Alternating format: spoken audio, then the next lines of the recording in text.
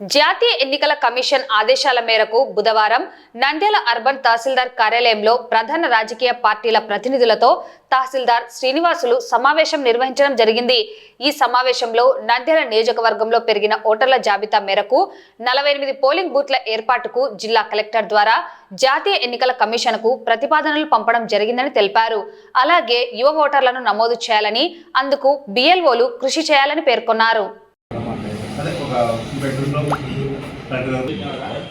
First of all వచ్చేసి already ఇక్కడ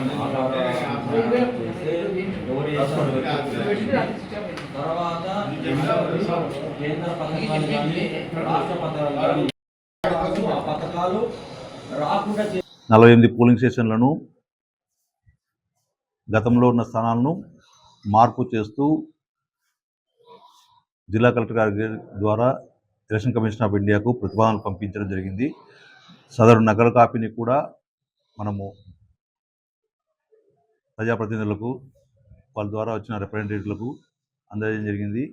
వారు కూడా అందరూ సంబంధిత పోలింగ్ కేంద్రాల మార్పును సమ్మతించడం జరిగింది. అంతేకాకుండా మన కాన్స్టిట్యున్సీలో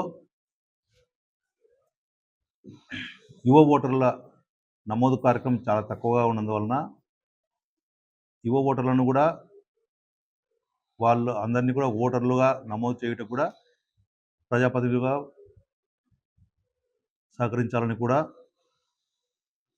పత్రికా మిత్రుల ద్వారా కోరడం జరుగుతున్నది. మరియు ఈ స్వీప్ యాక్టివిటీ ద్వారా ప్రతి ఇంటర్మీడియట్ కాలేజీలో కానీ, డిగ్రీ కాలేజీలో కానీ, మెడికల్ కాలేజీలో కానీ అవేర్నెస్ క్యాంప్స్ ఏర్పాటు చేసి వాళ్ళ ద్వారా కూడా సంబంధిత యువ ఓటర్లకు సంబంధించి ఫారం 6 దరఖాస్తును కూడా తీసుకొని ఓటర్ల జాబితాలో కూడా వారి పేరును నమోదు చేసే విధంగా కూడా చర్యలు తీసుకుంటామని ఈ సమావేశంగా తెలియజేస్తాం. 1400 ఉన్నాయి, ఇప్పుడు 1200 దాటితే కొత్త పోలింగ్ స్టేషన్ ఏర్పాటు చేయడం జరిగింది. చేయమని కూడా ఆదేశాలు రావడం జరిగింది ఎలక్షన్ కమిషన్ ఆఫ్ ఇండియా నుంచి. దాంట్లో భాగంగానే మన నియోజకవర్గంలో 48 పోలింగ్ స్టేషన్లను కొత్తగా ప్రతిపాదన సిద్ధం చేసి జిల్లా కలెక్టర్ ద్వారా ఎలక్షన్ కమిషన్ ఆఫ్ పంపడం జరిగింది. వాటి ఆమోదం పొందిన తర్వాత వాటిని కూడా కొత్త పోలింగ్ స్టేషన్ ఏర్పాటు చేసి ఆ పోలింగ్ స్టేషన్ కూడా బిఎల్ఓలను నియామకం చేయడం జరుగుతుందని కూడా ఈ సమావేశంలో తెలియజేశారు.